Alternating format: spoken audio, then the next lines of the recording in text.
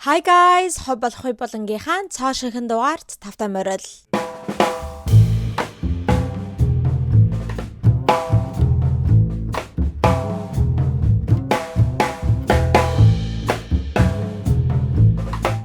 Alright guys, you know what time it is. It's weekly recap time.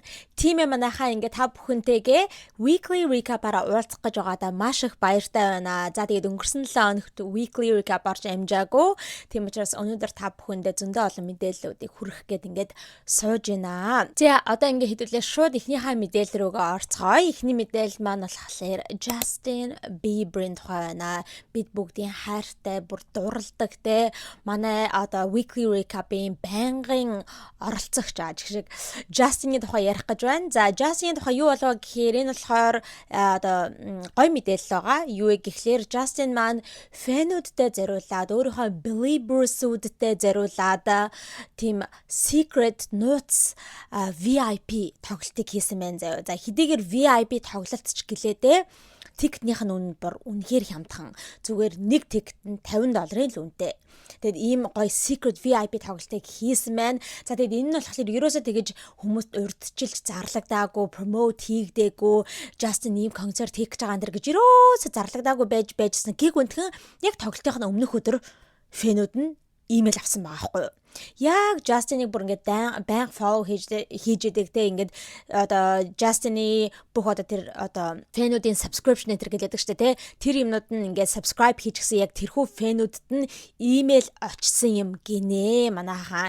Яг тоглолтын өмнөх өдөр нь имэйл ирээд за тэрэн дээр нь тэгсэн чинь ингээд Justin-ы одоо ийм нууц тоглолт маргааш болох гэж байна. За тэгээд энэ линкээр ороод ингээд тикет худалдаж авах боломжтой гэж одоо ийм линк өгсөн гэж аахгүй. За тэгсэн чинь аягүй инээдтэй юм гэх юм бол зарим хүмүүс болохоор тэр имэйлийг авчгаад одоо спам байна, одоо scam, lure байна гэж бодоод ингээд хайцсан гэж байгаа байхгүй. Ерөөсөө ингээд орж линкэн дээр нь дараагүй. Ягаад тэгэхээр бас тэр чинь аюултай шүү дээ. Тэр үнэхээр scam байсан бол янз бүрийн линкэн дээр тарна гэдэг чинь үнэхээр аюултай.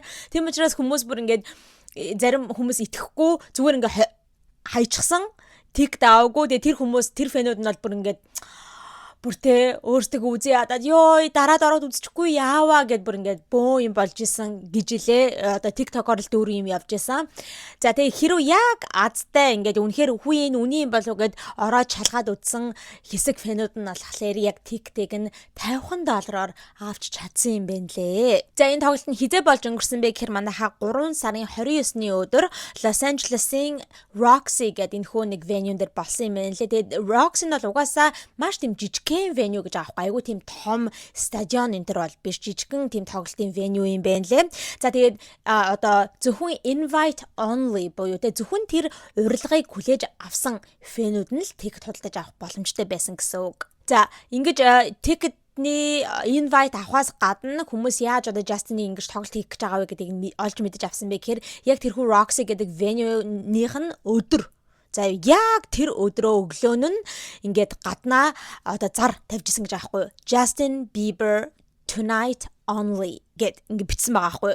Justin Bieber зөвхөн өнөөдөр ингээд өнөө орой ийм тоглолт хийх гэж байна гэдэг тийм одоо зар тавьсан гэсэн. Тэгэд хүмүүс тэрийг ингээд яг нөгөө нэг имэйлийг нь хүлээж аваагүй фэнүүд нь бол зүгээр тэр venue-гээр өнгөрж исэн хүмүүс ингээд харшаад ингээд шоконд орсон гэж байгаа байхгүй. Юу вэ? Тэ Justin ингээд тоглолт хийх гэж байгаа юм бахта ерөөс юм дуулдаагүй дээ гэд тэ тэгэж хүмүүс олж мэдээд бөө хэвлэл мэдээлэлээр юм болсон юм байна лээ. За тэгээ яагаад ийм нууц secret ерөөсө зарлаж марлаагүй ийм тоглолтыг хийх болсон бэ гэхээр хүмүүс юу гэж бодож байгаа вэ гэхээр одоо удахгүй Justin чинь юу яг чааш тэ Coachella headline хийх гэж байгаа Bieberchella болох гэж байна. Одоо энэ 7 хоногийн яг weekend-ээр Coachella-гийн эхний 7 хоног эхлэх гэж байгаа. За тэгээд баг энэ бичлэг орох үед аль үшээ Coachella эхэлсэн байх гэж би бодож байна. Ямар ч гэсэн Coachella-гийн эхний 7 хоног болохоор 4 сарын 10-наас 12-ны үргэлжлэх одоо тэрхүү weekend-ээр амралтын өдрүүдээр болно. За тэгээ 2 дахь 7 хоног нь болохоор 4 сарын 17-ноос 19-ны хооронд одоо болох weekend-ээр ингэж Coachella болох юм байгаамаа. За тэгээд Justin чинь одоо headline хийж байгаа шүү дээ энэ жилийн Coachella гэдэг яг хагасаа өдөр ингэж тоглож байгаа headline хийж байгаа.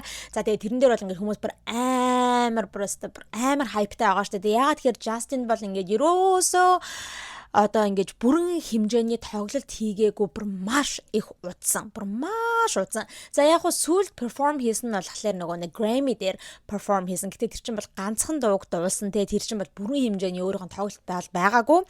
Хамгийн сүүлд бүрэн хэмжээний тоглолтыг хизээ хийсэн бэ гэхээр 2022 оны 9 сард байсан байгаа байхгүй юу? Хамгийн сүүлд яг тэр үедээ л ингээл өөрийнхөө бүрэн хэмжээний тоглолт хийжсэн. Тэрнээс хойш ерөөсөө ингэж одоо тоглолт хийхгүй байжгаад ингэж тоглолт хийж байгаа болохоор одоо коучлаа дээр бүрэн хэмжээний сет хийх гэж байгаа болохоор хүмүүс бүр амар ялангуяа Justin яг галзуу ногоон улаан фэнүүд нь бол те бүр өвхөж чадж байгаа одоо бүр ингээл хүмүүс TikTok-оор л дүүрэн ингээл коучлаа гэж ерөөсө дуудахгүй байгаа. Заавал Bieber Challenge гэж бодол Bieber Challenge боллоос та Bieber Challenge-ийн TikTok авахын тулд те би өстө баг эд эргэтнээч зарсан бэлэн байна тэр гэл бөө юм болж байгаа. За тэгээ нэр коучлагийн техникүүд дээр ярихад манайхаа удахгүй хэдүүлээ коучлагийнхаа бичлэгээр уулзсан тэр үедээ бол ингээ коучлагийн тухай бүрэн ярих байгаа. Гэхдээ дуулдаад байгаа юмнууд нь болохоор одоо энэ зарим ингээ коучлагийн техникүүдийг зарж байгаа энэ хүү албан ёсны байгууллагууд айгу муухай балер юм хийж байгаа юм бэ нэлээ. Зарим хүмүүсийн TikTok айл уушааны хэдэн сарын өмнөөс ингээд тэ авчихсан байгаа TikTok-ийг шууд ингээд cancelчихин гэж байгаа байхгүй. Айл уушааны мөнгийг нь авсан мөртлөө cancelтангуудаа мөнгийг нь буцааж өгөнгүүтээ одоо энэ тикет бүр амар үнэтэй болсон. Хэрвээ энэ тикетээ худалдаж авмаар байгаа бол $8,000 худалдаж авч болно энэ төр гэж тим имиг хийсэн байгаа хгүй зарим компаниуд. Тэгээд энэ дээр бас нөлөөний асуудал гараад тэ ингэж үйлчлүүлэгчдийг хохироож болохгүй энэ төр гэд бөөнл юм болж байгаа юм байна лээ.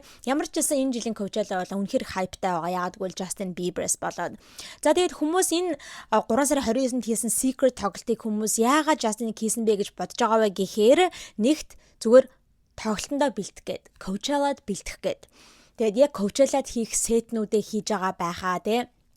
Ингээд одоо тэрэндээ удаан хугацаанд тоглолт хийгээгүй болохоор энэгээрээ далимдуулаад лайв audience-тэйгээр ингээд баг бэлтгэл хийгээд авах, rehearsal хийгээд авах боломжийг одоо өөртөө олгож байгаа байх гэж бодсон.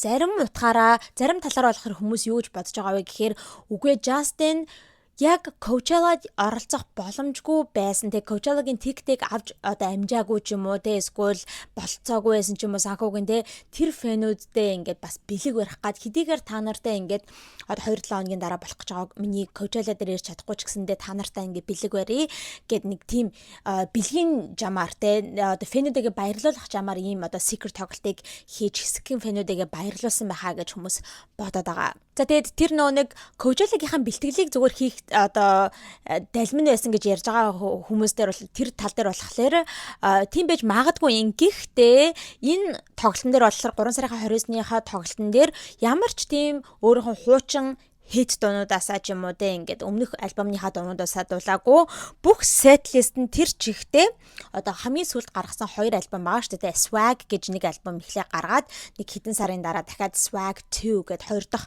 альбомаа гаргасан байгаа. Тэгээ зөвхөн тэр 2 альбомныхаа л дуунуудыг дуулсан гэж аахгүй. Өөр ямар ч тийм урдныхын дуунууд нь одоо багтаагүй байсан гэсэн set list-нд нь.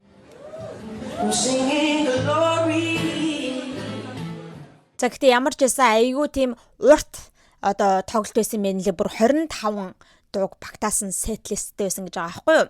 За тэгээд энэ ингэж хямдхан тоглолт хийж байгаа шүү $50 тоглолт үзэн гэж одоо бараг Америкт байхгүй ийм том тоглолт одоо A-list одоо дуучны тоглолт ингэж үднэ гэж бол хизэж байхгүй. Хэрвээ $50 тоглолтны билет авлаа гэх юм бол стадионы бүр хамгийн дээдлийн амар холоос л ингэж үзэн штэ тэ. Тэгж яагаад энэ хүү venue нь айгүй тийм жижигхэн intimate одоо venue байгаа мөртлөө бараг л Justin-ыг бүр яг тайзныхаа доороос үзэж байгаа мөртлөө $50 төлсөн гэж байгаа байхгүй юу. За тэгээд ийм хямдханаар ийм тоглолт хийж байгаа болохоор Justin үзэгчдтэй фэнүүдтэй ганцхан л одоо тийм шаардлагыг тавьсан юм байна лээ. Тэр нь болохоор битгий ерөөсөө уцаараа record хийгээрээ зүгээр ингээд хурж ирээд тэ ингээд тоглолтоо ингээд гоё яг амьдаараа enjoy хийгээд яг be in the moment тэ яг тухайн цаг мөчтөө байгаад ингээд дуу хөгжмөө гоё enjoy хийгээрээ битгий ерөөсөө уцаараа зураг хөрөөг бичлэг гинэ дээр хийгээрээ гэж ингээд асуусан юм бэ нэлээ шаардлагыг тавьсан. За гэхдээ хэдийгээр ингээд шаардлага тавьсан ч гэлээдээ яг утсыг нь хурааж авсан үгүйг бол мэдэхгүй байгаа. Зарим хүмүүс болохоор үгүй хурааж авсан л гээд байгаа байхгүй. Зарим нь болохоор үгүй хурааж аваагүй зүгээр тийм л шаардлага тавьсан гэж хэлээд байгаа байхгүй. Ингээд битгий одоо record хийгэрэг гэж хэлсэн гэдэг байгаа юм. За тэгээд тэгсэн чинь зарим хүмүүс still зургийг нь авчихсан байхгүй. Зургийг нь бичлэгийг нь хийчихсэн. Нууцаар ингээд бичлэг хийчихсэн. Тэгээ тэрийг нь яг тухайн өдрийнхөө оройн яг тоглолтынхаа дараанаас шууд ингээд одоо TikTok-оор ч юм уу тэгээ сошиал медиагаар ингээд цаасаж эхэлсэн байгаа. За тэгээ тэрэн дээр болохоор ингээд хүмүүс амар бүдүүлэг те ингэж одоо нууцаар бичлэг хийгээд тараасан хүмүүс бол үнэхээр ичгүүргүй ямар амар бүдүүлэг юм бэ те ингээд Justin ийм гоё тоглолтыг те ингээд $50 ингээд фэнүүдтэй зориулж хийж яхад тэгээд ганцхан шаардлага тавиад те битгий бичлэг хийгэрээ гэж яхад ингээд тэрнээс нь зөрөн байж бүр ингээд нууцаар хулгайч шиг юуг нь бичлэгийг нь хийгээд ингээд лик хийгээд те ингээд сошиал медиадаар тавьж байгаа нь бол үнэхээр муухай одоо бүдүүлэг зүйлээ гэж хүмүүс айгүй одоо тэрэн дээр шүүмжлэлтэй хандж байгаа юм байна лээ. За түүнээс гадна яг энэхүү тоглолтын дээр нь Justin эхнэртэй Hailey Bieber болон хүүхэдтэйгээ Jack Bieber-тэйгээ ирсэн байгаа хгүй. Тэгээд яг ингээд жижигхэн venue учраас ингээд хүмүүс Hailey хаана байна, Jack-тайгаа байна уу, тэг хүүхэдтэйгээ байгаа энэ тэрийг ингээд харж байгаа шүү дээ. Ингээд хэдийгээр яг ойрхон харахгүй байгаа ч гэсэндээ ингээд харагдаж байгаа. Тэгж яхад Jack Bieber-ийн хүртэл ингээд те Hailey Bieber-ийн зургийг нь аваад ингээд зарим хүмүүс цацсан байна гэдэг байгаа хгүй. Тэгэд зарим одоо яг одоо тэрийг одоо ялангуяа хүүхдийг нь хүндэлж байгаа те хүүхдийн нь аюулгүй байдалд нь ингэж одоо анхаарал тавьж байгаа хүмүүс болохоор те хүмүүсээ хэрв та нар Jack Bieber-ийн зургийг нь авчихсан бол те зөвшөөрлгөөр авчихсан бол битгий тараагаараа гуйж ин те хэдийгээр та нар ингээд яг тийм тараачихсан постыг нь харж таарсан ч гэлээдэ тэрийг нь битгий ингэ шеэр хийж улам илүү цаашаага тараагаараа те эн чинь бол айгүй муухай бүдүүлэг те ялангуяа жоохон хүүхд одоо Hailey Justin хоёр чинь хүүхдийн царайг нуугаад одоо бараг те хүүхдэн төрсэн цагаас хойш ингээд ерөөсө царайг нь ил болгаагүй байгаа штэ. Ерөөсө лонч хийж face reveal хийгээгүй ингээд хүүхдийн аюулгүй байдалд анхаарч байгаа байхад тэгээд тоглолтын дээр нь хурж ирээд $50 тоглолт үзэнгүүтээ хүүхдийн зургийг нь аваад ингээд тавьж ин гэдэг чинь бол өстой үнэхээр амар disrespectful зүйл. Тэгэхээр битгий ерөөсө эдийгээр зургийг нь харсан ч гэсэндээ цаашаага одоо share хийж улам ингээд тараагаараа гэдэг зүйлийг айгүй хүмүүс гарч ирж одоо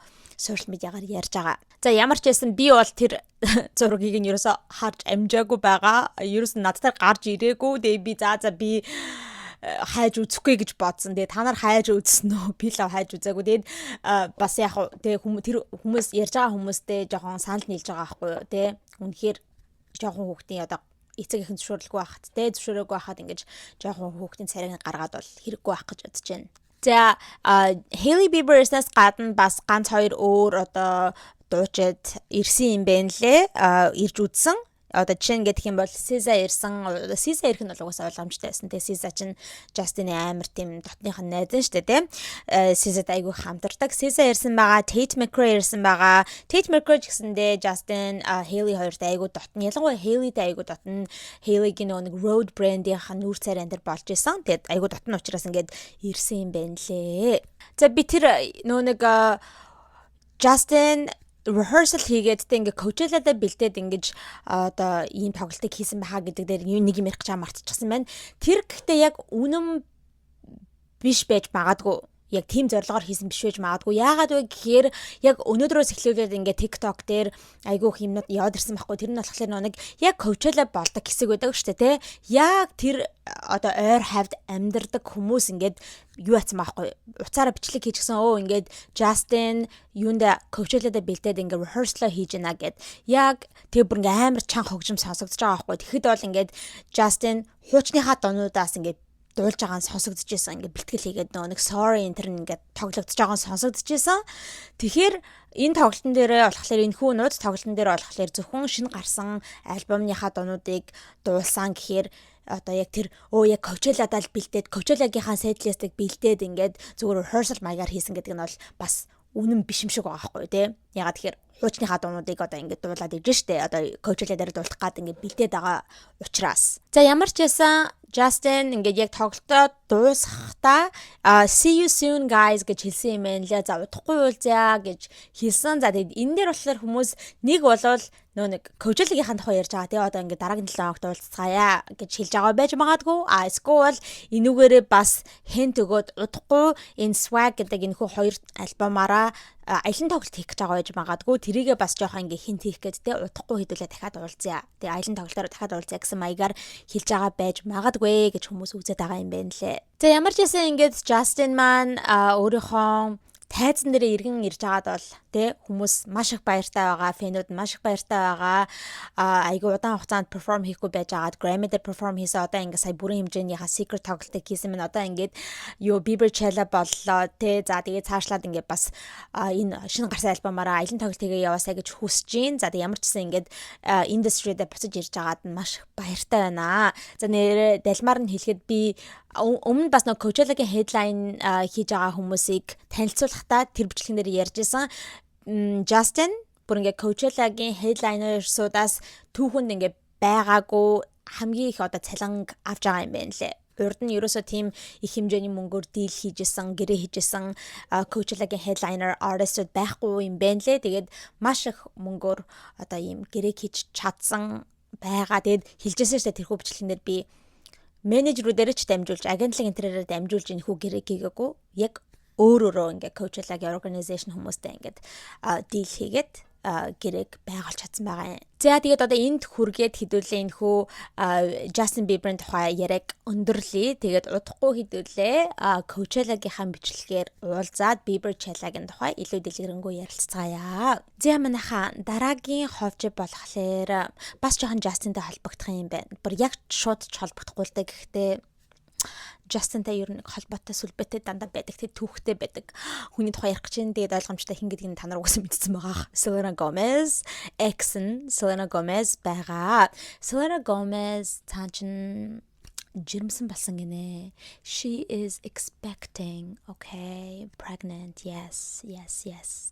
Жижигхэн Selena гарах гэж байгаа, төрөх гэж байгаа гэж худлаа ярихгүй. Selena Gomez жирэмсэн болцсон биш үү? Хүмүүс гадар амар яриад байгаа орой доног. Та нар ч гэсэндээ харсан байх гэж бодож байна. Над руу хүмүүс айгүйх явуулсан. Хүй Selena жирэмсэн болцсон биш үү гэж над руу амар их зургнуудыг, постнуудыг, бичлэгүүдийг ингэж хүмүүс явуулсан. За тэгээд би ч гэсэндээ анх тэр постыг нь зургийг нь харчаад wait a damn minute гэдэг нэг мем байдаг шүү дээ. Wait a damn minute. Wait a damn minute.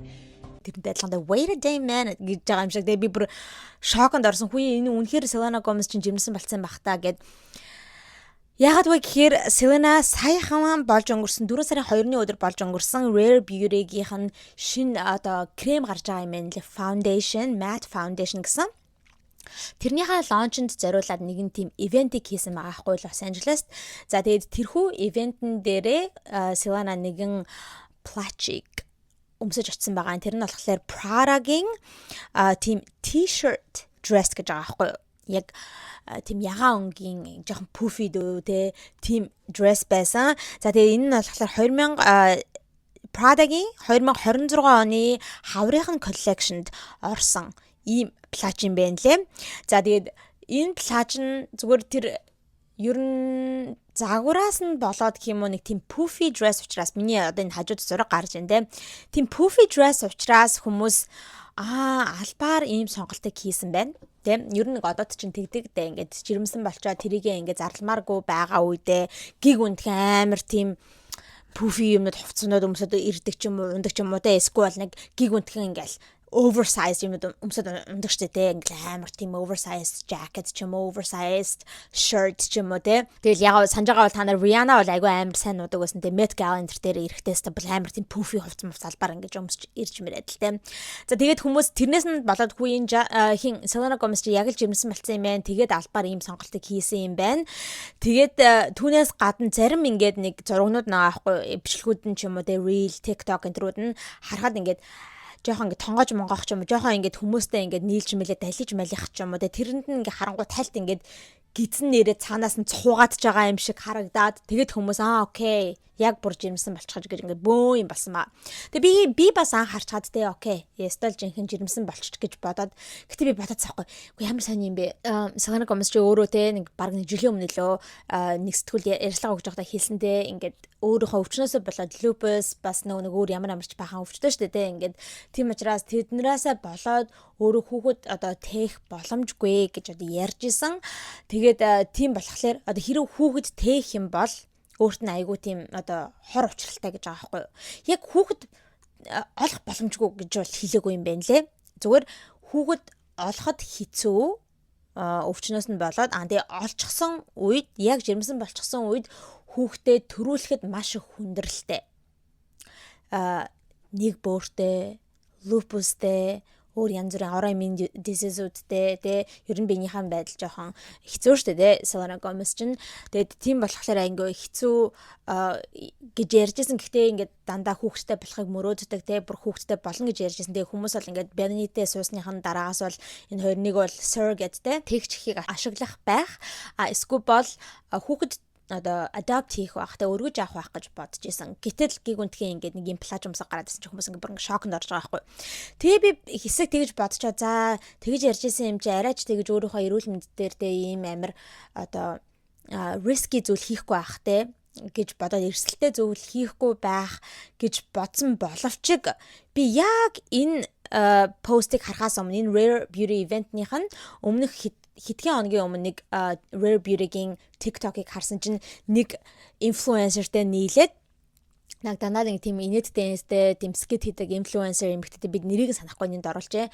Эмэгтэйтэд нийлээд нэг тийм хөөрхөн скит шиг parody нэг хошин юм хийсэн байхгүй бичлэг. Тэр нь болохоор яг Rare Beauty-гийн имийг л харуулах ялангуяа тэр Rare Beauty-гийн шинэ foundation-ыг маркетинг хийх зорилготой тийм хөөрхөн скит хийсэн байна лээ. Тэр нь болохоор ингээл Rare Beauty-гийн офис дээр ингээл Selena чинь ингээл захирал нэмчин байж байгаа байхгүй. Тэгэл миний шинэ assistant ингээд тэ туслах ингээд ажилд орсон гэл тэгсэн чинь тэр assistant нь болохоор тэр нөгөө нэг influencer эмэгтэй аахгүй тэр influencer эмэгтэй ингээд туслах нь болцсон мөртлөө аюу тийм сонсон юм хийгээд байдаг амар тийм даварсан юмнууд хийгээд байдаг тэгээд ингээд тэр эцээ тэр эмэгтэй ингээд халагдчихж байгаа тийм төрлийн скет байгаа аахгүй та нар тэгээд бүтнээр нь үзээрээ бас нэлээд урт бичлэг байсан ямар ч бүтнээр нь үзээрээ аюу инээдтэй хөөрхөн бичлэг байсан тэгээд тэр бичлэгийг би яг өмнөх хэдхэн хоногийн өмнө үзсэн байхгүй тэгээ би тэрийг бодоод үзсэн чинь тэрэн дээр Selena бас зүгээр яг нэг джинс өмссөн байхаа ямарсан дээгүүрээ нэг тийм цагаан өнгийн ийм сороочгон цамц байгаа байхгүй өмссөн байгаа юм. Гэхдээ тэр сороочгон цагаан цамц нь oversized юм шиг. Яг тийм биеийг барьсан биш нэг жоохон сулбгар. Нилээн сулбгар. Тэгэхээр би тэрийг бодоод хүүе байж да тэр 2 хоногийн өмнө миний үзсэн бичлэгэн дээр бас нэг тийм гизээ гарахгүй нэг биеийнхэн галбарыг гарахгүй тийм oversized юм өмссөн байсан. Нэрээ үнэнгээсээ жирэмсэн юм байна. Oh my god гэлээ. Жохон баяссан, хөөрсөн, үнэхээр жирэмсэн болсон юм ингээд. Гэхдээ манайхаа үгүй юм бэлээ. Окей. Яагаад вэ гэхээр яг өөрөө гарч ирэл би жирэмсэн бишээ гэж зарлаагүй л дээ. Гэхдээ нэг яг энэ ярагдаад унсны дараа гартаа ингээл хүмүүс oh my god Selena Gomez жирэмсэн юм ингээл гадар бөөн хэл мэдээлэл бөө юм болсны дараагаар хэдхэн хоногийн дараагаа яг 4 сарын 6-ны өдөр Selena өөрийнхөө Instagram дээр нэгэн пост хийсэн байгаа. Тэр пост нь болохоор бүхэл бүтэн 19 тийм зурагтай пост байгаа байхгүй. Тэгээ янз бүрийн зүгээр нэг зургийн цуглуулга гэсэн үг нэг хүмүүс ярьдагтай photo dump гээл те янз бүрийн утсан дээр байгаа баг зургуудад нийлүүлээ нэг оруулцдаг те тийм 19 төрөл зургууд байгаа юм. Тэрэн дээр нь ингээ харж байхад бол яг ингээл Benny-тэй хамтдаа ингээл те хоол мол хийж байгаа энэ төр зургууд байгаа байхгүй. Тэгээ тэрэн дээр нь харахад ингээл бие барьсан фотолог өмссөн байгаа байхгүй. Тэгэхэд бол жирэмсэн биш байгаа юм. Жирэмсэн ерөөсө харагдаагүй. Гэхдээ яг уу та нар ингээ яг тэр зургийг нь харах юм бол доор хэсгээрээ Selena-гийн яг нэг гидснийхэн тэр хавцаа доотлих нь lower belly хавцаа нь бол угаасаа жоохон төмбөж байгаа нь бол харагддаг. Гэхдээ хэрэг та нар анзаарсан бол хэдийгээр Selena Gomez чинь бас сая 2-3 жилийн өмнө нэлээд жин нэмчихсэн байж байгаад те лупус өвчнөөс болоод жин нэмчихсэн байж байгаад гиг үнтэй айгүйх тураад унсан штэ те. Тэгэл хүмүүс Ozempic хэрэглэж байгаа энэ гэл бөөн л гадар юм ярьжсэн. Тэгэл ямар ч гэсэн айгүйх жим хайсан байгаа. Гэхдээ хэдийгээр одоо Selena айгүй туранхай болчихсон ч гэлээдээ та нар ингээ сайн ажиллах юм бол Selena яг нэг belly байдаг байхгүй яг ингээд гиз хавцаан жоохон ингээд lower belly байдаг. Тэгээ тэр бол гэхдээ ер нь айгүй ойлгох зүйл. Ялангуяа хүмүүс одоо фитнес центр хийдэг хүмүүс бол мэдж байгаа бах те хамгийн хэцүү арилгадаг одоо тэг хүн ингээл жин хайж эхлэхэд хамгийн хэцүү арилдаг хамгийн сүулт хаягддаг өөх бол гидсний өөх гэж байгаа байхгүй. Ялангуяа эмэгтэй хүмүүст айгүй хэцүү. Ялангуяа яагаад вэ гэхээр нэг бидний чинь одоо ovary одоо юу дэ савмаа одоо хүүхэд тех зүйлэг чинь юу одоо бидний гидсний өөх чинь ингээ хамгаалж идэг. Ингээд barrier болж өгч идэг. Тийм учраас эмэгтэй хүмүүст ялангуяа одоо гидснийхаа өөхийг шатаагаад бол хамгийн хэцүү байдаг. Түүнээс гадна Selena ч бас ингээд янз бүрийн элдв янзын одоо хэцүү өвчтэй штэ тий. Тийм болохоор ингээд гидсэрээ одоо турах боломжгүй байдаг. байх гэж би боддог. Ер нь ингээ хүмүүсийг те өвчтөн хүмүүсийг харж байгаад бол эрүүл мэндийн асуудалтай хүмүүсийг харж байгаад бол гизээрээ ингээд те таргалттай байх, тэрийг хасаж чадахгүй байх үе айгүй харагддаг, анзаардаг байхгүй. Тийм учраас би бол анзаарч байсан хэдийгээр Selena Gomez нэлээд амар турчсан те тэр хөлмөл нь бол амар нарийнхан болчихсон. Яг урдных шиг ингээл болчихсон мөртлөө ингээ гизээрээ гидсэн жоохон ингээ пүүч байгаад байдаг. Гэхдээ тэр чинь бол ерөөсөө тэг тийм муухай балер муухай одоо тэг ингээд ягаад хар зүйл биш шүү дээ. Тэгээд яг уу Selena тэрийгээ одоо Selena ч гэлтгүй Selena-гийн одоо юу стайлист хүн тэ Selena-гийн биений одоо силуэтийг энтер мэдж байгаа учраас тэ арай жоохон Selena-гийн гоё хэсгүүдийг нь илүү харуулах зорилготой тийм хувцснуудыг сонгож өгдөг гэж магадгүй шүү дээ. Арай жоохон гизэг нь халахалсан ч юм уу тэ тийм oversized shirt ч юм уу ер нь хүмүүс өөрийнхөө биеийнхаа галбарт зориулж тийм одоо стайлуудыг сонгож авах хэрэгтэй шүү дээ. Тийм учраас стайлист нь бол тиймэрхүү хувцснуудыг зориул одоо албаар сонгож өгдөг байх гэж би бодоод байгаа юм. За үүнээс гадна хүмүүс одоо нэгэн яриа гарч ирсэн. Тэрний юу вэ гэхээр за Selena Gomez албаар ингээ хүмүүсээр яриулах гад. Тэ албаар ингээд яг ийм poofy dress өмсөд ороод ирэнгүүд нь ингээд ивент дээрээ өмсөд ороод ирэнгүүд нь хүмүүс oh my god Selena Gomez жимсэн болцсон юм биш үү? Нөх хүүхдээж болохгүй гэдсэн чи яасан бэ энэ төр гэдэл тэ.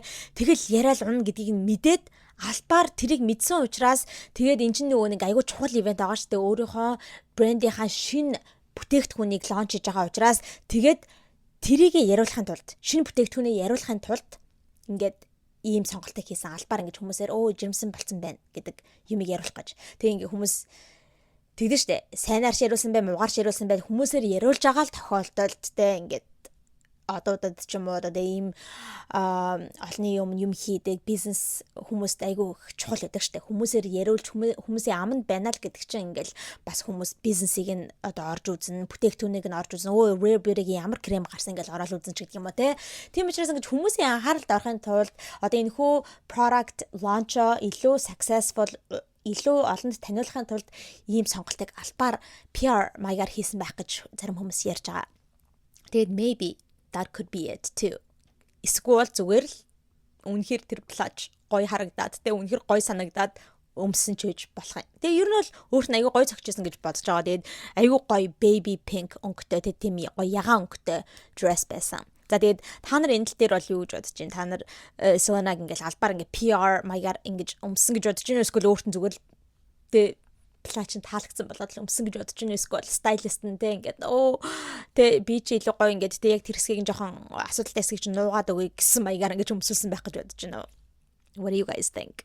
За Selena гэд ярьсных манайхаа бас нэгэн зүйлийг хальт меншн хийчихье. Бас хэдэн өдрийн өмнөөс эхлээл над руу хүмүүс ингээд тэ хүйе Selena reposted гэдэг цаахгүй Selena нэг зүйлийг repost хийчихсэн гэд тэ би юу repost хийсэн болоо гэдэг яг зүгээр л нэг тийм юмнууд ирээ цаахгүй Selena reposted. За тэгээд дараа нь цаашлаад ингээ харсан чинь нэг reel байсан юм байна лээ л дээ. Тэгсэн чинь тэр reel нь болохоор манайхаа Justin-ы edit байгаа хгүй. Justin Bieber ингээ хийс нэг fan edit юм шиг дээ ингээ яг урдных нь одоо performing дээр хийжсэн яг тэр үеийнх нь одоо юм тоглолт бичлэгүүд ингээ нэг болгоо нэг edit хийчихсэн байдаг шүү дээ тийм fan edit бичлэг байгааг доотлыг нь харангууд хэрв та нар reel тэ ингээд одоо үзэж сонирхдаг бол мэдж байгаа Instagram дээр яг ингээд дагдаг хүмүүс чинь хэрв тэрийг тэр тухайн reel-ийг repost хийчихсэн бол өөрөөсөөхөө юун дээр бас ингээд тэ Instagram дээр share хийгээд repost хийчихсэн байгаа бол тэгээд чи тухайн хүмүүсийгээ дагдаг бол ингээд нэг юм гараад ирдэг шүү дээ би танарт одоо энд оруулах нэг тийм үзмээ ягаа юм шиг нэг тийм sign гараад ирдэг. Тэгсэн чинь яг тэр Justin Bieber-ийн fan edit-ний бичлэгний доотлыг нь харангууд хин both заяа Hailey Bieber болон Selena Gomez хоёулаа яг ингээ repost хийчихсэн юм шиг тийм sign гарч ирж байгаа хгүй тэмдэгнүүд. Тэгээд би тэрийг хараад oh my god гэд үнэнгээсээр what the fuck гэж бодсон заяа. Үнэнгээсээ бүр ингээ шокод орсон. Тэгээ хараадсан чинь худлаа харагдаад байгаа хгүй. Ягаад тэгэхээр тэр repost ч уулна repost хийсэн байна гэдэг юм тэмдэг чинь гарч ирээ зүгээр ингээ байж идэг. Одоо stagnant буюу одоо хөдлөхгүй байж байгаа байхгүй.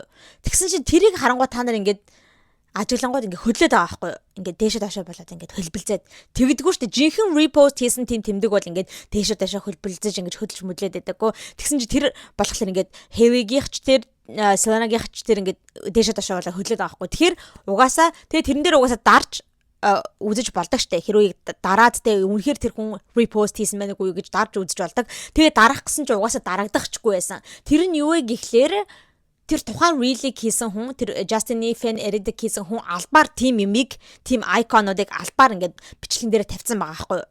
Бичлэгийнхаа нэг хэсэг болгоод оруулчихсан. Тэнгүүд хүмүүс харчаад энэ хоёр хоёулаа репост хийчихсэн байна гэж бодно гэд. За тэгэд энэ нь бол газар авсан юм байна лээ манайхан TikTok дээр бас Reddit энэ төр хүмүүс аваад тавьчихсан байсан заяа ингээд oh my god нөгөөний Selena Gomez ч тэ ex найз залуугийнхаа ингээд юм ингээд юу яатсан бэлээ репост хийчихсэн бэл ямар ичдэггүй юм бэ үнэхээр Justin obsessed болчихжээ бүр ингээд 50 явуулахгүй юм одоо бүр ингээд нөхөртөө ээжэж энэ төр гэл бөө юм боосон тэгэд хардаа ийм хуурамч юмнууд хуурамч мэдээллүүд тэ Photoshop ч юм уу ийм хуурамч юмнууд бас ямар хурдан газар авдаг вэ гэдтэй айгүй амар аюултай байгаа юм шүү тэг ямар ч гэсэн бас одоо Selena Gomez-ыг үзий яддаг хүмүүс бол тэ ингээл бөө энэ тэнийгээр тараагаад явсан бэ нэлээ. Гэтэ тэр бол манайхан fake news шүү. Okay? It's fake. It is not true. All right? За манайхан хэдүүлээ дараагийнхаа мэдээлэл рүүгээ орцгоё. Дараагийн мэдээлэл маань болохоор Kanye West-ийн тухай байгаа заяа.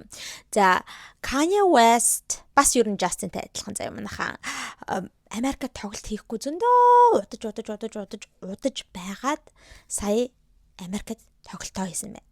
За яг Justin-тэй ингээд ялгарх зүйл ингээд гэх юм бол тэ Justin бол угаасаа бүр ингээд зөвхөн Америкт гээд байлтгүй тэ 2022 оноос хойш ерөөсөө ингээд тоглолт хийхгүй явж исэн.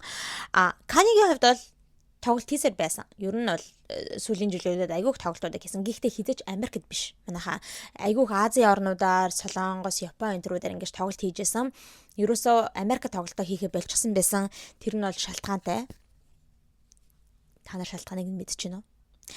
Нөгөө нэг еврей хүмүүсийг доромжилсан энэ дээр амар тийм anti-Semitic юмнуудыг хэлээдсэн штэ. Хэлээд яриад бүр ингэж ил тэ олон нийтэд шууд зарлаа сошиал медиагаар Twitter дээр гарч ирээд яалаа тэ бүр ингээд амар их юмнууд биччихсэн шүү дээ. Еврей хүмүүстэй бараг л өхүүлт харна. Алга бол сүнүүлт харна. Еврейчүүд бол ийм байдаг, тийм байдаг тэ өстой Гитлер бараг тэднийг тэгсэн болсон энэ дээрээ гэдэлстэй тэ янз бүрийн юмнууд амар хийжсэн шүү дээ. Twitter-д биччихсэн. Тэгээ тэрнээсээ болоод маш их одоо брэнд дийлүүдээ алдсан, Adidas-тай хамт ажилладаг байсан. Одоо тэрхүү хэдэн сая долларын гэрээг алдсан гэдэлтэй. Тэгэд ер нь бараг л cancelэгдсэн штэ. Америкийн хувьд cancel хийгдсэн байдаг. Тэгээд хамгийн сүүлд гэхэд л одоо та нар хэрэг санаж байгаа бол одоо яг энэ хүү амар юмнууд нь Twitter-ээр бичээд тэд нар амар болсны дараагаар бүр ингээд double down хийгээд тэ бүр улам тэрийг хурцтуулаад 2025 оны Super Bowl дээр та нар яснаг санаж байгаа үстэй өөрийнхөө нэг Yeezy брэнд дээрээ Super Bowl-ын үеэр ингээд айгүйх нөө зар сурталчилгаанууд чинь тэгээ айгүй ингээд алдартай болдог. Тэгээд Super Bowl-ын дундуур зар сурталчилгаагаа оруулахын тулд хэдэн зуун сая долларыг ингэж тэгээ хүмүүс одоо брэндүүд том компаниуд төлж байгаад ингэж зар сурталчилгаагаа Super Bowl-ын дундуур гаргадаг байгаа. Тэгсэн чинь Yeezy компани тэгээ Yeezy компани нь ингээд хэдхэн секундын 15 секундын жилүүтэй айгуу тийм сонин vertical одоо зар сурталчилгааг оруулчихсан байсан Super Bowl-ын үеэр. Тэр нь болохоор ингээд Justin гинэ Kanye нэг шүдний эмнэлэг дээр байгаа машин тэ ингээд амдаа юм зүгчсэн ялснаа go to yeezy.com гэл болоо. Тэ yeezy.com вебсайт руу яваад зочлоод үзээрэй гэд хэлдэг. Тэгэд yeezy.com руу яваад үзэнгүүт ганцхан ширхэг л ганцхан бүтээгдэхүүн байгаа. Өөр бүтээгдэхүүнд нь байхгүй. Ямар бүтээгдэхүүн байсан бэ гэхээр яг нэг нацигийн нөгөө тэмдэг өдөө штэ тэрнтэй юу гэдэг вэ swastika гэдэг лөө тэ тэрнтэй t-shirt футболкыг л зарж байгаа өөр юм байхгүйсэн. Тэг бүр Super Bowl гэдэг ийм том одоо зөвлөр хүртэл дамжуулаад ингээд энэхүү гэлэрэг дэмждэг еврей хүмүүсийг үзээ яддаг гэсэн үзэл бодлоод харааж ингээд тэгээд бүр амар юм болсон шүү дээ. Тэгээд зөв жинхэнэ амар канцелгдсан байгаа. Тэгээд тэрнээсээ болоод ерөөсөө Kanye Америкт тоглолт хийхэ болчихсон байсан. Түүнээс гадна ер нь баг Америкт амьдрахаа болчихсон байсан шүү дээ. Ингээл дандаа нөгөө Bianca-дагаа их нэртэйгээ одоо Японд айгүйх амьдраадсан. За тэгээд сая яг Америкт хурж ирээд тоглолтоо хийсэн байна. 4 сарын 1-ний өдөр болон 4 сарын 3-ны өдөр Лос Анжелес хотын SoFi Stadium-д ингээ 2 тоглолт хийсэн байна. За тэгээд энэ нь болохоор 2021 онд хийсэн Америкт хийсэн бүрэн хэмжээнийхэн тоглолтоос дараа хийж байгаа одоо эхний тоглолт байгаа байхгүй. Тэгэхээр бүхэл бүтэнтэй 5 жил Америкт тоглолт хийгээгүй гэсэн үг. За тэгээд айгу инээдтэй ч юм уу те зөвүнч гэх юм уу нэг юм хийсэн юм юу гэх юм бол яг энэ эхнийхээ тоглолтын дээр 4 сарын 1-ийнхээ тоглолтын дээрээ яг тайзан дээр гарч ирэнгүүтээ ингэж хэлсэн байгаа байхгүй юу. They said I'll never be back in the States. 2 sold out concerts baby гэж хэлж байгаа байхгүй юу. Тэр нь болохоор те хүмүүс болохоор намайг хизээж Америкт буцаж ирэхгүй дээ, буцаж хурж ир тоглолт хийхгүй дээ гэж ингээ ярьж исэн те. Гэтэл одоо хардаа 2-2 бүр ингээд билет нь суудлууд нь тэр чигтээ ингээ зарагдаад дуусчихсан юм 2-2 тоглолт би ингээ хийж гин гэж одоо өөрөөр бахархаж ингээ ярьж байгаа байхгүй тий. Тэнгүүтээ шууд this is what 80,000 people sound like ladies and gentlemen гэж хэлж байгаа байхгүй. За энэ бол тий 80,000 хүмүүс зэрэг дуулахаараа ингэж сонсогддог юм аа ноёд татагтай нараа гэж хэлэнгүүтээ in the night гэдэг дуулаад унсан нөгөө нэг heartless гэх би тэр бол тэр дунд амар дуртай хиний Kanye-гийн тэгээ heartless гэдэг байдаг штэ тий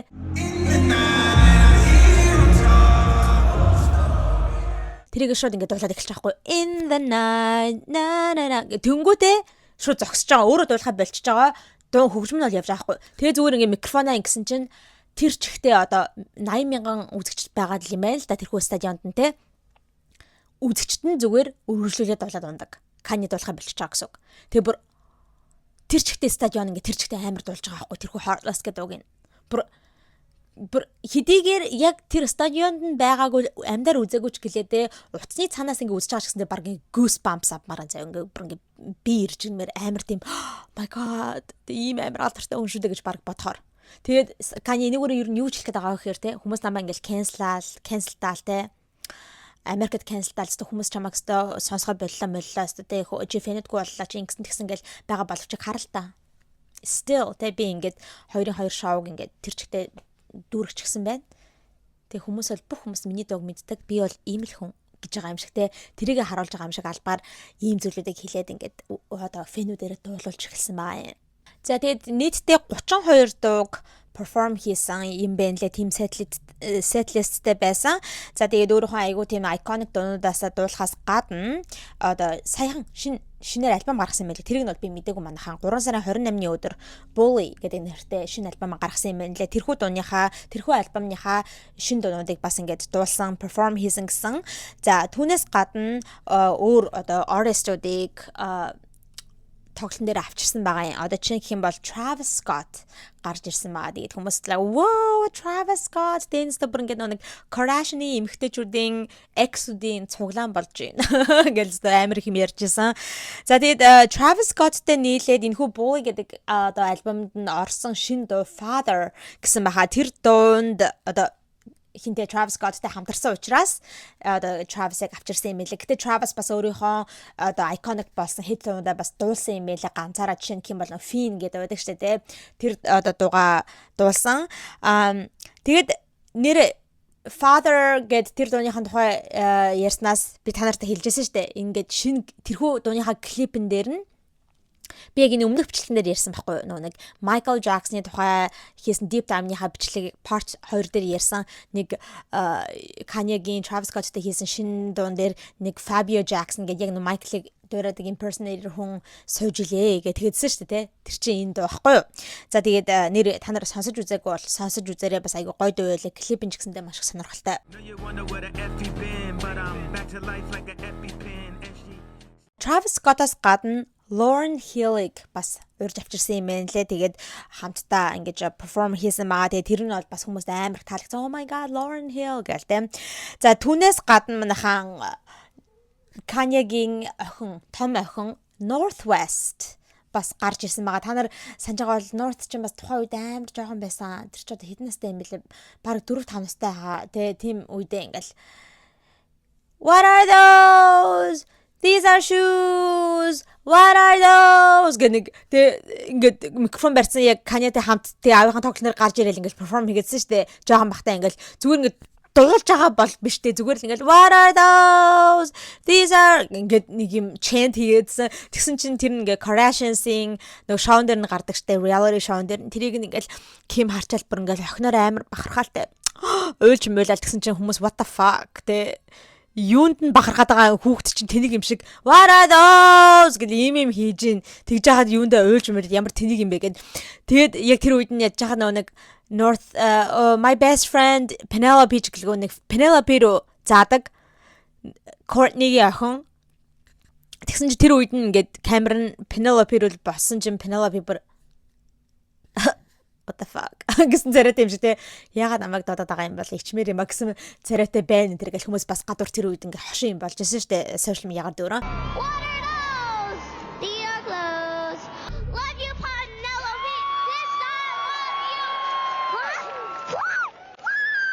за тэгээд тэр үеэсээ хойш ингээд те North West man автага хамт ингэж бас ингээд тоглолт хийхгүй байж байгаа энэ тоглолтноор гарч ирсэн баа. Гэтэ энэ удаад болохоор North чинь аль үшээ ингээд бас тэр тинейжер болчихсон 13 настай болчихсон ингээд бас өөрийнхөө стайл энтриг олчихсон. Тэгээд North чинь бас нэг өнгөрсөн жил лөө нэг дуучинтай FKA Twigs-тэй хамтраад те нэгэн дууг хийсэн штэ нэг тийм Japanese дуу хийсэн байгаа. Japanese style-ны дуу хийсэн.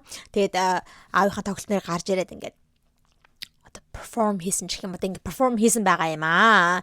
За тэгээд ер нь бол жоохон байраас харагдчихсан хүмүүс ингээд North-ыг ингээд гарч ирэхэд бол амар cheer хийж байгаа нь бол харагдчихсан. Тэгээд North бас ингээд амар тийм vibe-тай те. Бест утгуутай амар мундаг эмэгтэй rapper болно. Та нар намайг харж байгаарай гэсэн маягтай те.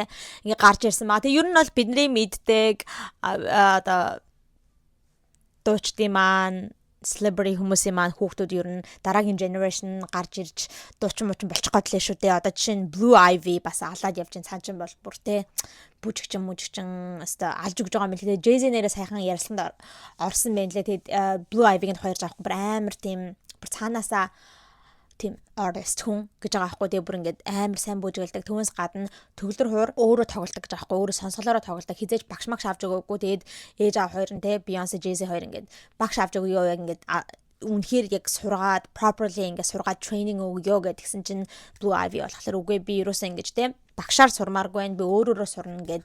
Тэгээд юу гэж аахгүй perfect pitch те буюу ингээд төгс сонсголтой гэсэн үг. Тэгэхээр төгс сонсголтой байна гэхээр чи нэг юмыг хөгжмийг сонслоолол шууд тоглож чадна гэсэн үг. Одоо жишээ нь зөвхөн хөгжмөд дэлтэхгүй одоо автобусны сигнал байлаа гэхэд тэр сигналны өнгөн те яав байсан уу сойл байсан уу шууд мэддэг гэсэн үг.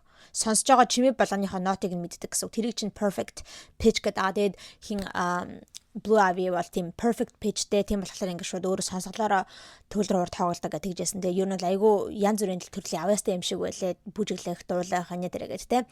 Тэгээд удахгүй бас одоогоор яг хэдүүлээ ерөөсө хэнийг сонсоогүй байгаа штэ. Blue Ivy хэрхэн дуулж мэж байгааг сонсоогүй байгаа. Зөвхөн амар бүжиглэж байгаа гэдгийг мэдж байгаа. Тэгээ удахгүй тэ энэ Beyoncé Jay-Z хоёр нэг бодож байгаа хаа. Гэгүнтгээ ингээд тэ дебютг нь хийлгээд нэг альбом дээр гаргаж өгөх байх гэж миний хувьд л бодож байгаа. Тэгээд Blue Ivy байна, одоо North West байна тэ. Дараагийн generation-ы одоо Nepo Baby-нууд бэлтгэгдээд л байгаа юм шиг байгаа. Гэхдээ заавал нөө Nepo Baby гэхээр муугаар бодол заас ээж авийнхаа нэр хүн дээр л гарч ирж ингэж бас бодож болохгүй. Зарим Nepo Baby-нууд үнэхээр авьяас чадвартай Nepo Baby-нууд байгаа байхгүй те. Blue Ivy-г бол би бүр айгүй мундаг бүжгэлдэг гэж боддог. Тэр бүжгэлж байгаа тэр би авч явж байгаа байдал те. Тайзан дээр үнэхээр мундаг гэж боддог.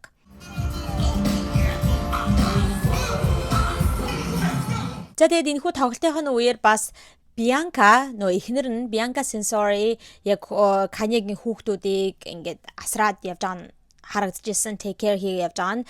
Тэгээд яг тиймэрхүү бичлэгүүд хүмүүсийн фэнүүдийн хийсэн бичлэгүүд ингээд явж байгаа байхгүй. Ингээд тоглолтын үеэр Bianca нэг хоёр жоохон хүүхэдтэй явжсан ба Somтэй болон Chicagoтэй ингээд хамтдаа ингээд явж байгаа нь харагдчихсан. Тэгээд бас нэг бичлэгээс авахгүй би одоо энд оруулж амар нээдтэй бичлэг ингээд хин Bianca хүүхдүүдтэй ингээд хамт алхаа явж байгаа байхгүй. Урталт нь тэгсэн чинь арталт нь хитгэн зайны алхмын цаана нь Kanye ингээд алхаж байгаа байхгүй. Гэтэ бүр нэг тийм villain шиг те нэг тийм баатар матартай киноны villainуд байдаг штэ те. Одоо жишээ нь Joker ч юм уу те бүр нэг амар ингэсэн. Нэг тийм villain шиг арталт нь ингээд алхаа явжсэн айгүй нийтдээ харагдчихсан надад л тэр. Тэг ямар ч гэсэн ингээд гэр бүлээрээ хамтдаа ингээд очоод үзсэн юм байна лээ. Канигийн тоглолтыг хүүхдүүд нь ирчихсэн байсан. Гэтэ угаасаа ойлгомжтой хуучин ихнэр нь тэг Ким болон тэг ер нь Крашных нь бол ерөөсө харагдаагүй байгаа. Тэг Ким болохоор өөрийнхөө шинэ найз залуутайгаа тэг жаргад явж байгаа юм шиг үлээ. Lewis Hamiltonтэй ингээ яг албан ёсоор үерхэд эхэлчихсэн шүү дээ. Тэ ингээ Super Bowl дээр бүр яг hard lunch болсон ингээ би та бүхэндээ хэлжсэн. Тэгээд нэрээ саяхан тэр хоёр хамтдаа нөө юу хийгээд явж байна. Машинд тэ хурдны машинд ингээ drift энэ хийгээ явж байгаа нэг тийм бичлэг тавигдсан байгаа. Тэгээ ер нь бол Ким шинэ хобби олсон байгаа. Шинэ найзлаатай болсон учраас одоо ийм тоглолтын дээр очиж тэ ингээл тоглолт үзэж явдаг байха болсон. Одоо бол ингээд найзлаа F1 болохоор тэ ингээд driver учраас ийм хурдны машинтай л холбогддог болсон байна лээ. За тэгээд Канадатай холбоотой нэг сүлд ярих зүйл нь юу вэ гэх юм бол Лондонд нэгэн хөгжмийн фестивал болдго юм байна. Тэр нь болохоор Wireless Festival гэдэг нэртэй тийм фестивал юм байна л да. Тэгээд тэгсэн чинь тэрний одоо юугаар нь headliner-аар нь Kanye West байх болно гэж зарлагдсан юм байна саяхан. Тэгсэн чинь тэр нь одоо бас Англид бөө юм болж байгаа юм гинэ. Английн хүмүүс одоо хүлэн зөвшөөрөхгүй. Тэгээд Английн улс төрийн хүмүүс гэж түүнээс гадна маш олон брэндүүд те спонсор байгууллагууд бол ингээд энэнийг хүлэн зөвшөөрөхгүй байгаа юм байна лээ. Энэ нь зарлагдсны дараагаар энэхүү фестивалыг одоо юу яадаг спонсорлдог хамгийн том одоо брэндүүд нь компаниуд нь хэрүү Kanye West-ийг одоо headliner-аар байлгахаа болохгүй бол бид нэр одоо спонсорлохгүй шүү гэж одоо сүрдүүлсэн юм байна лээ. Тэгээ бүр сүрдүүлэхин битгий хэл 2-2 компани ямар ч гэсэн одоогоор ингээд бүр спонсорлохоо зогсоочсон юм байна лээ. Тэр нь болохоор Pepsi байсан гэсэн. Түүнээс гадна Diageo ч юм уу түүний тийм янз бүрийн айгүйх нэр хүндтэй одоо алдартай спиритүүдийг буюу одоо алкогольны төрлүүдийг ингэж худалдаалдаг ийм том компаниуд юм л да. Тэр компани одоо энэ хөө юуны фестивалийн бол бас нэлээд том спонсоруудынх нь ингээд нэгнэ гэж байгаа байхгүй. Тэгэд бас ингээд спонсорлохоо болчихсон юм байна лээ. Kanye-гээс болоод. За түүнээс гадна Английн Prime Minister энэ тал дээр бас ингээд те юм хэлсэн юм байна лээ. Kanye-гийн эсрэг. Тэгээ ингэж хэлж байгаа байхгүй. It is deeply concerning Kanye West has been booked to perform at Wireless despite his previous anti-Semitic remarks and celebration of Nazism. Гэж хэлсэн байгаа хгүй. Юу ч гэсэн мэхээр энэ үнэхэртэй Kanye West хэдийгээр урд нь бүр амар те нацыг ингэж дэмжиж одоо еврей хүмүүсийг үзэн азын амар үзэл бодлоо ингэж ил болгосны дараагаар still ингэж те Wireless гэдэг энэ хүү том фестивалийн headliner artist-аар сонгогдсонд бол үнэхээр ингэж те үнэхээр сэтгэл гутарж гэсэн утгатай зүйлийг одоо хэлж шүмжилж байгаагаа харуулсан юм байна лээ. Тэгэхээр ер нь Английн одоо улс төрч хүртэл ингээд айгүй их дургуйцлаа илэрхийлж байгаа юм байна лээ. Ямар ч гэсэн одоогоор бол янз бүрийн мэдээлэл гарч ирэг байгаа. Одоо Kanye-г drop хийсэн ч гэдэг юм уу те одоо тэрхүү фестивала headline хийх болсон ч гэдэг юм уу те тиймэрхүү юм бол одоогоор сонсогдоогүй байгаа. За манайхаа одоо ингээд хэдүүлээ дараагийнхаа мэдээлэл рүүгээ орцгоё. Дараагийн мэдээлэл маань болохоор бас ер нь Kardashian-ийнхантай холбоотой.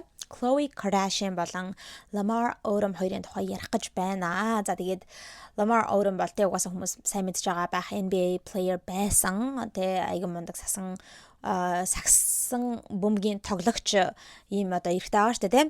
За тэгээд Lamar Odom ч бол Khloe Kardashian-тай гэрэлжсэн хуучин нөхөр нь байгаа. За энэ хоёрын тухай ямар шинэ юм ярих гэж байна гэхээр саяхан яг 3 сарын 31-ний өдөр нэгэн шинэ documentary тавьсан байгаа Netflix дээр. За энэ documentary нь болохоор хиний тухай Lamar Odom-ийн тухай байгаа байхгүй юу? Untold The Death and Life of Lamar Odom гэжсэн байгаа байхгүй. Тэгээ би энэ title-ыг Netflix зүгээр ингээд search хийж явж байгаад хараад бүр ингээд шоконд орсон. Хүйе Lamar Odom ч нас орсон юм уу гэх бүр ингээд пал игээд хизээ нас орчаавэ гэд амар гайхсан. Гэхдээ үгүй. За хард энэ гарчгийг нь харангууд аяга амар байгаа те untold буюу те яригдаагүй зүйл гингүүтэй үхэл Lamar Odom-ийн үхэл болон амьдрал гэсэн нэртэй ийм амар гарчигтай. Тэгээ би бүр oh my god одоо энэ хизээтэй нас урсан юм болоо гэж бодсон чинь үхээгүй манайхаа амьд байгаа. Тэгээд энэ documentary юуны тухай вэ гэхээр Lamar Odom ч бас ингээд айгүй мундаг тоглогч байсан гэдгээс гадна тий тэгээ түүнээс гадна Khloe Kardashian-тэй сууж исэн Kardashian-ийнхэнтэй холбоотой байсан гэдгээс гадна нэг юмар амар танигдсан штэ хүмүүст тий олон нийтэд тэр нь болохоор амар их одоо мансууруулах бодис хэрэгэлдэг бүр ингээд drug addict болчихсон тий мансууруулах бодиснуудад бүр амар донтоод үхэнгээ алдсан гэдгийг бол хүмүүс сайн мэддэг. Тэгээд тэрнийхэн тухай юм байна. Тэгээ ер нь энэ докюментари бүр амьдралын тухай бүх юм л ярьдаг юм байна л да тий. Хэрхэн одоо саксмон мөгт орсон карьераа хийхэлсэн энэ тэрэ энэ гэж за тэгснэ ингээл яг dark side-уудыг нь яриад л те. Хэрхэн одоо энэ нэг донтолтондоо орсон гэдэл бүх юмыг нь ярьдаг, харуулдаг тийм докюментари юм байна. Тэгэд эн чинь нэг ялангуяа 2015 онд та нар санаж байгаа бол яг Lamar бүр яг нас барах дээр тулсан штэ. Las Vegas одоо brothel буюу одоо биеийн үнэлэгчдийн газар тэгээ одоо ягаан төв гэж ярьдаг л манай монголоор те нэг тийм ягааны газар ухаангүй байдалтай олцсон ингээд 911 дуудагдаад эмнэлэг түргэгдсэн. За тэгээд бүр ингээд unconscious те бүр ингээд яг бараг л үхсэн байсан гэсэн. Тэгээд тэр үедээ бол бүр ингээд 12 stroke буюу харуулт 12 удаа харавсан гэж байгаа байхгүй юу. Тэгээд 6 heart attack буюу зүрхний шигдээс тий. Яг тэр үедээ бүр тийм их юмудаар одоо suffer хийсэн байхгүй юу. 12 удаа харавна гэж одоо юу гэсэн үг вэ те. 6 удаагийн зүрхний шигдэлт. Тэгээд түүнээс гадна эргэтнүүд нь ингээд failure болсон гэсэн organ failure болоод ингээд эргэтнүүд нь ажиллахаа болоод бөө юм болж байсан. Тэгээд тухайн үед бол хэвлэл мэдээлэл бөө юм болж байсан шүү дээ. Тэгээд Khloe Kardashian бол тэр үеэр аль үжинэ салах гад ингээд divorce process хийгээ явж исэн. Аль үжээ ингээд separated болчихсон байсан. Тэгээд ингээд яг салт нь хэдийгээр finalize хийгдээгүй байгаа ч гэлээдээ яг салтын process нь бол явж исэн үе. Гэхдээ Khloe ингээд хуучин одоо баг хуучин болох гэж байгаа ex husband болох гэж байгаа ингээд хүн нь ийм амар conditionтэй эмнэлэг түргэгцэн гэдгийг сонсоод бол хамаг юм хаяад хамаг юм орхиод ядаж хаад тухайн үед чинь Khloe чинь өөр хүнтэй үерхэд эхэлсэн байсан шүү дээ. Аль үшээ өөр залуутай ингээ үерхэд эхэлчихсэн байсан. Тийм байж ээж ингээ бүр тэр мэрийгээ орхиод ингээ Lamar руу гүйж очиод эмнэлэглэр нь гүйж очиод 4 сарын турш тэгээ бүр хажууд нь эмнэлгээс салахгүйгээр ингээд асарсан баахгүй. Тэгээд Lamar чин бүр ингээ комонд орчихсон байсан. Ингээд ухаан санаагүй ингээд те байж исэн. Тэр үед ингээд Khloe яг take care хийжсэн баахгүй. Ингээ асарч хамгаалж исэн. За тэгээ угаасаа хуулаараа бол те эхнэр нь юм чин бүх одоо decision-ыг гаргах хэрэгтэй байгаа шүү дээ. Шийдвэрийг гаргах хэрэгтэй. Тэгэд Lamar болохоор ингээд бүр ингээ команд орчихсон. Тэгээд зүгээр life support-тэй байсан гэж аахгүй. Ингээд хэрвээ машиныг унтраачхал юм бол ингээ одоо үхэн гэсэн үг те зөвхөн машины одоо тусламжтайгаар ингээ амьд байгаа гэсэн үг. Тэгээд тийм үед нь одоо энэ талаар нь энэ докюментари дээр нь гаргаж байгаа байхгүй юу. За тэгээд тэр докюментари дээр ингэж ярьж байгаа байхгүй юу. Khloe ингээ ярьслага өгж байгаа юм. Khloe ч гэсэндээ энэ хүү докюментари дээр нь байгаад ингээ айгүйх ярьслага өгж байгаа гэсэн үг. За тэгсэн чинь Khloe-гийн ярьж байгаагаар болохоор Lamar-ийн аав нь тэгээ хурж ирэнгүүтээ аав нь жоохон нэг тийм бас сонин гарал юм байна л да Lamar-ийн аав нь. Тэгээд хурж ирэнгүүтээ юунаас life support-ыг нь авчих, машиныг нь унтраачих. Одоо бол ингээд угаасаа сэрэхгүй гэд тэгсэн байгаа байхгүй юу. Тэгэхэд бол Khloe no тэгээ би эхнэр нь хэвээр байгаа. Тэгэхээр би бол шийдвэрийг гаргах хэрэгтэй хүн. Би life support-ыг нь унтраахгүй, одоо таслахгүй гэд тэгсэн мэлээ. Тэгсэн чи аав нь за тэгвэл надад нэг $100 өгчих. Тэгээ надад нэг Nike-гийн гутлаа аваад өгчих. Тэгээ миний одоо байж байгаа те одоо мотельний дэм буудлын мөнгийг нь төлчих. Гэт тэгэхээр Khloe яг тэр хүссэн юмнуудыг нөгсөн чи зүгээр алга болсон гэж байгаа байхгүй. Хүүхд мөхтэй хажууд байхгүй. Алга болчихсон. Тэгээ аав нь яагаад те хэнийг Lamar-ыг ингэж life support-оос нь унтраачхаа гэж хэлсэн бэ гэхээр хэрэг өгөх юм бол Lamar өгөх юм бол Lamar-ийн life insurance-тэй одоо амьд татгалынх нь мөнгө нь одоо аавд нь ирэх байсан байгаа байхгүй. Тэгээ тэрийг хийх гээд шууд хүүхдтэй ингээд алчих гэсэн гэж хэлсэн байгаа байхгүй. Нэг осны бол алчхал гэж байгаа байхгүй те. Тэгээ Khloe тэгэхээр ер нь бол амийг нь аварсан байгаа байхгүй. Тэгээ 4 сарын туршид ингээд бүр туссан гэж байгаа байхгүй бүр ингээд. Тэгээ асарч хамгаалаад бүр одоо бүкс мөксөөж ярьж чадахгүй тэгээ ариун цэврийн одоо баач ээжгээд бүкс мөксөөж ярьж чадахгүй байхад нь ингээд Khloe арчиж марчиж өгдөг гэсэн гэж аахгүй бүр ингээд хооллол тэгээ биеийг нь угаагаал хэвээр ямар тэ бүр тэгдэг байсан юм байна лээ. Тэгээ тэр тухай ингээд бүгд гарч байгаа байхгүй докюментари дээр. За тэгсэн чинь манайхаа одоо энэ докюментари гарсны дараагаар Lamar бол айгүй их юмрхүү ярилцлагуудад одоо телевизийн мэдээ интернет ороо явж байгаа байхгүй ярилцлаганд ороод. Тэгээ тэрэн дээр болохоор хүмүүс үзсэн хүмүүс бол ингээл Chloe-г ямар мундаг юм бэ гэж аахгүй. Ямар мундаг эмэгтэй вэ те ингээд салах гэж байгаа нөхрөө бүр ингэн амар хайрлаж хамгаалж ингэж те 4 сарын туршид ингэж асарч тэнхэрч одоо хөлтөнд оруулаад те өстө мундаг байна энэ гэдэл Chloe-г хүмүүс ингээ айгүйх praise хийгээд байгаа юм. За тэгсэн чинь Lamar ингээд ярилцлаганд орохдоо бол ингээд хүмүүс тэрийг нэрж аахгүй хөтлөгчүүд нь oh Chloe like took care of you те ингээд өстө чамайг айгүй их ингэж асарч хамгаалсан байж те гэд асуусан чинь Lamar болохоор ер нь нэг тийм ерөөсөө тэрийг appreciate хийхгүй байгаа юм шиг тэрэнд ерөөсөө нэг талархахгүй байгаа юм шиг зан ааш гаргаад байгаа байхгүй юу. Тэгээ тэрийг нь хүмүүс ажиглаад social media дээр тэгээ Lamar амир эсрэг байгаа юм. Ямар ичдэггүй амт юм бэ те.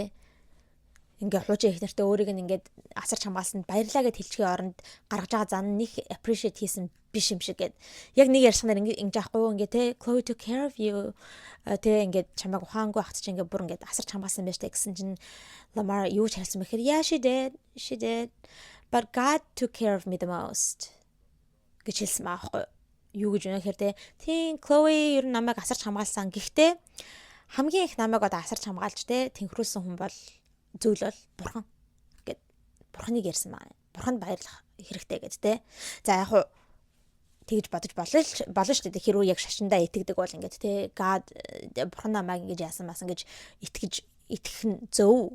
Гэлээ гэхдээ яг үнэхээр те өөрийг чинь яг ингээд тэнхрүүлсэн хуучин их нартай тэгсэн те Chloe бол намайг ингээд тэнхрүүлсэн би үнэхээр баярлаж явдгаа гэж хэлчихэд яхав те. Тийм биз дээ.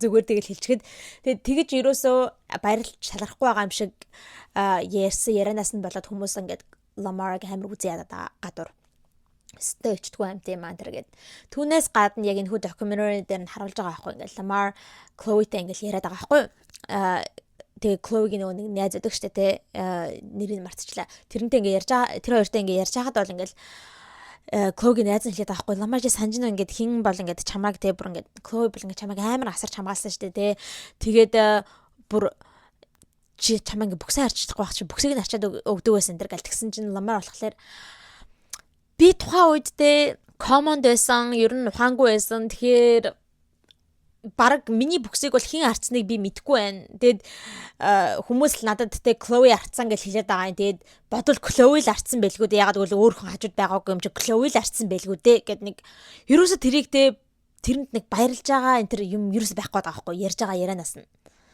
Түүнээс гадна яг тэр нэг мэдээнд ороод нэг ярьцлага өгчсэн гэдгсэн шүү дээ. Сая тэрэн дээр хүртэл ингэ хэлсэн хөтлөгч нь асууж байхгүй ингээд докюментари дээр чи ингэ гаргадаг ингээд танаа аав чинь хурж ирээд те ингээд чамайг live support ноцсон салах гэж хичээсэн байлээ. Чи тэрэн дээр юу гэж бодож байна гэсэн чинь I don't know. Мэдгүй би бол тэрэнд итгэхгүй байх гэсэн утгатай юм хэлсэн. Ингээд би аавыгаа мэднэ. Тэгэхээр манай аав бол тэгж тийм юм хэлэх хүн биш. It's just not something that he would say. Гэтгсэн тэгэхээр хөтлөгч нь асууж байхгүй. Тэгэхээр юу гэсэн үг үү? Ингээд Chloe буруу ойлгосон гэсэн үг үү? Аав чинь ярьсан юм гэсэн чинь I don't know. Тэгээ мэдгүй ингээд манай аав нэг арай өөр юм хэлсэн чи тэрийг ингээд Chloe буруу ойлгосон юм байлгүй дээ гэсэн ухааны бараг л Chloe худлаа ярьж байна. Тэ манай аавын тухай худлаа ярьж гэсэн ухааны юм хэлсэн байгаа байхгүй. Тэг хүмүүс бол тэ Chloe-д итгэж байгаа. Lamar-ийн аав нь бол харваас яг нэг тийм тэ хүүхдэрэ мөнгө хий гэсэн нэг тийм loser гар байдаг. Тийм учраас ингээд Chloe-д итгэж байна гэж хүмүүс яриад байгаа. Ямар ч гэсэн энэ докюментаригаас нь болоод хүмүүс Chloe-г айгүйх praise хийж байгаа, айгүйх магтаж байгаа ямар мундаг эмэгтэй вэ гэж те. Тэгээ Lamar-ыг бол айгүй хүмүүс одоо доош нь хийж байгаа. Тэгээд ер нь докюментаригаас нь хараад хахад Lamar одоо хүртэл хэдийгээр бүр 2015 онд баг тэг хөнгө алдсан мөртлөө одоо хүртэл хэрэглэхэд зогсоогүй гэж байгаа байхгүй юу? Масруулга байцаа. Бүр ингээд Chloe 4 сарын туршид ингээд асарч хамгаалаад хөл дээр нь босгосны дараагаар нь удалгүй Chloe Lamar-ыг дахиад хэрглэж байгааг нь сонссон одоо барьсан гэж байгаа байхгүй. Дахиад нөгөө мансуурлах байцаа хэрглэж байгааг нь харсан. Тэгээд шууд барингуудаа очиод шууд ингээд цогцсон гэж байгаа байхгүй. Нүрлөө ингээд панч хийцэн гэсэн. Тэгээ өөрийг нь өстө өхлөөс аваад ингээд тусалж яхад ингээд буцаад нөгөө нэг мансуурлах байцаанд орцсон гэд. Тэгээ одоо хүртэл ер нь ингээд хэрглэж байгаа гэдгсэн. Тэгээд сая сархны өмнө гэлөө 2 сарын өмнө гэлөө хэрглэхээ болоод зогсоогоод одоо rehabд орж байгаа гэдгсэн. Тэг ер нь бол he didn't learn his lesson. Тэгээд юм сураагүй юм шиг байлаа. Хүн ер нь бол хүнгээ алдаад босоод ирсэн бол юм сурч аваад болий гэж бодноо дээ. Тэгээгүй юм шиг байлаа. За манайхаа ингээ хамгийн сүүлийнхаа мэдээ рүүгээ орцгоё. Сүүлийн маань мэдээ болохоор Offset-тэй холбоотой юм мэдээлэл байгаа.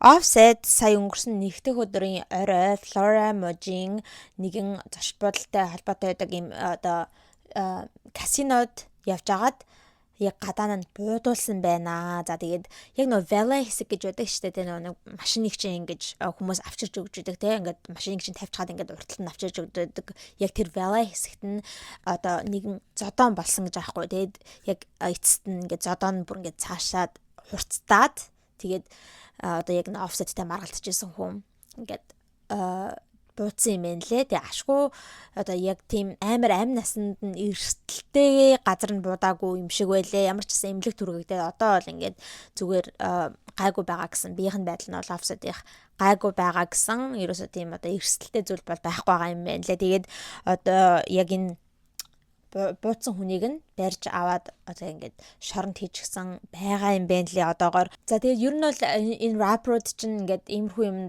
тийм будалцаанд оролцох орооцолдох зүйлүүд амар их болж байгаа. Тэгээ саяхан бас хинжүүлээ те нэг будалцаанд оролцсон шүү дээ. Ингээ будуулсан. Ялангуяа Offset-ийн хувьд бол айгүй амар байгаа байхгүй. Ягаад вэ гэхээр 2022 онд юу боллоо данаар санаж байгаа бол нэг өөрийнх нь хамтлагийн Migos хамтлагийнх нь нэгэн гишүүн те айгүй дотныхаа найз Take Off 2022 онд бас яг ийм гудамжиндтэй ингээ юм будалцсан болоод тэгээд нас барсан шүү дээ.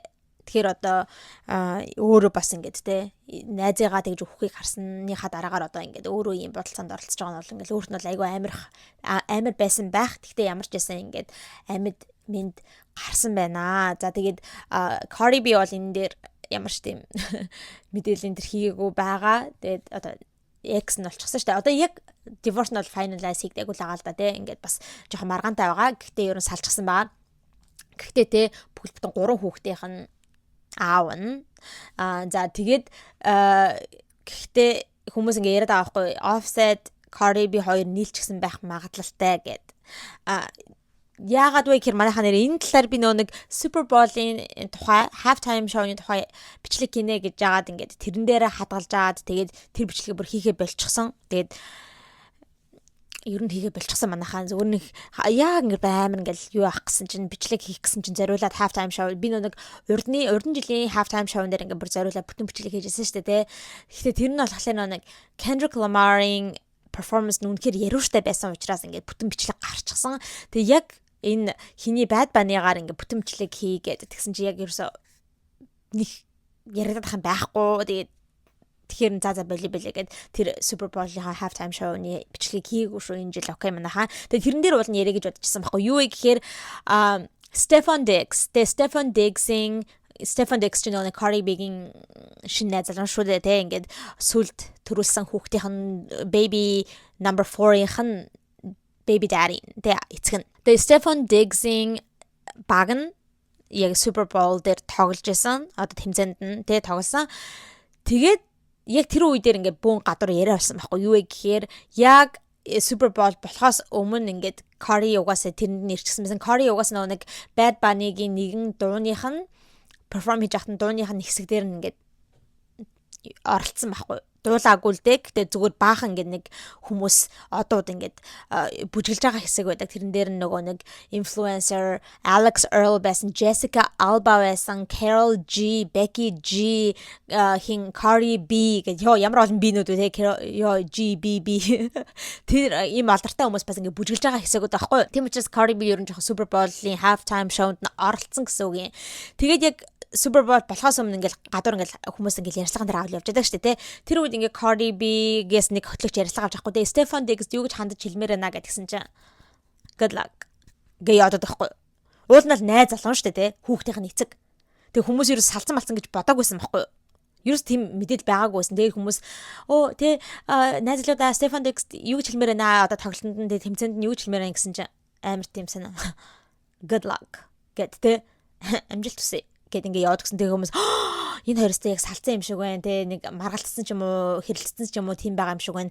Тэр хэлж байгаа good luck гэж байгаа анцтай ч юм уу те гэсэн маягтайгаар хэлж ин тэр гэл бөө юм болсон. Тэгээд тэр нь бол үнэн байсан байлээ манайхаа. Тэгээд тэрний дараагаар Super Bowl-ын дараагаар ингээд Cardi бүр тийм after party зохион байгуулсан байсан юм лээ. Бүр айгүй их мөнгөөр босгосон тийм after party зохион байгуулчихсан байсан.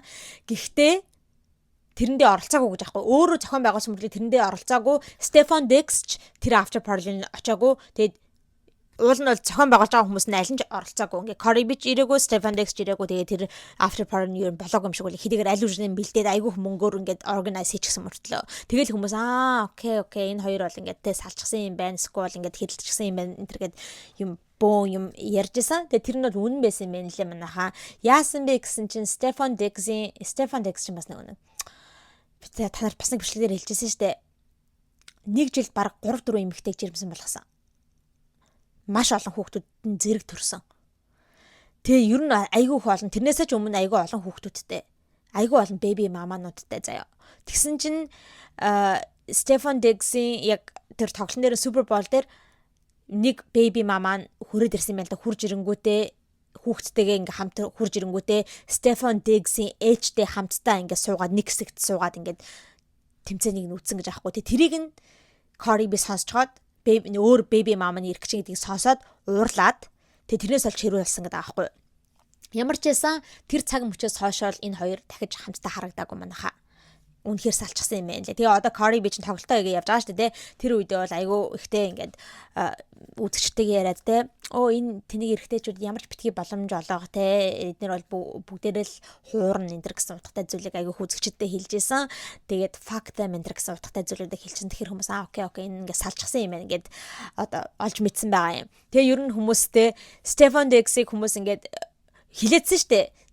Cardi миндээ нэг offset гэдэг ийм cheater араар тавьдаг хүнээс яваад дахиад улам амар араар тавьдаг Stefan Diggs гэдэг хүнтэй нийлчих юм да. Тэгээ Stefan гэдэг нэрийг чинь ер нь ингээд өгнүүдийн одоо нэрнийх нь өсгнүүдийг нь байрлалыг солих юм бол offset гэдэг нэр гарч ирнэ шүү дээ. Тэгэхээр ер нь offset 2.0-тэй нийлээд ингээ хүүхд гаргах чамаа гэж яриадсан үнэн л байсан байлээ. Адилхан л амар араар тавьдаг гар байсан байна лээ. Тэгэд нэр Cardi B саяхан нэг дуун дээрээ аль дуун дээр нэлээ ингээд offset-ийн нэр ордог штэ Cardi-гийн нэг дуун дээр нь I turn offset on гэж хэлдэг. Тэгж хэлэхдээ шууд үгээ өөрчлөх гэж байгаад ч юм уу те тэр offset гэдэг нэрийг хэлэхгүйгээр өөрчилж дуулна гэж бодож исэн мэ хашин. Гэтэ нөгөө амны уншлах нь олчихсан угаасаа дасчихсан учраас одоо ам алдаад offset гэж хэлчихсэн байна л да. Тэнгүүдээ шууд гаргаж байгаа царай гачаан хүний нэрийг хэлчихлээ гэсэн маягтай ингэж тийм царай гаргадаг тэг хүмүүс oh my god бүр ингэж л амар offset-ыг үзий ядж байгаа юм байна ингээд тэгэж тийм яриа гарч ирсэн байгаа. За манайхаа та нартай ингээд offset-ийн тухай ярих гэж байгаа. Бүр тэг Cardi B-гийн үерхэл одоо Baby Daddy, Stefan Diggs Super Bowl halftime show яваад өглөө бүр ингээд дэлийгаад. Гэтэ ямар ч байсан бас энэ хүм мэдээлүүд маань сонирхолтой байсан байх гэж найдаж байна. За манайхаа та бүхэндээ өнөөдөр ийм мэдээлүүдийг хүргэх гээд бэлдсэн байна. Weekly recap та. Тэгээд энэ хүм мэдээлүүд маань та бүхэнд таалагдсан байх гэж найдаж байна. Хэрэв бичлэг маань таалагдсан бол лайк дараарай. За тэгээд channel дээр subscribe дарж амжаагүй байгаа бол юу хийх юм мэдж байгаа байх. Subscribe дараарай. За миний Instagram account right here. Instagram-ыг нь бас даарай. За ингээд дараагийнхаа хоболонгаараа цоо шин хэмжлэгтэйгээ уулзалтлаа. Баяртай.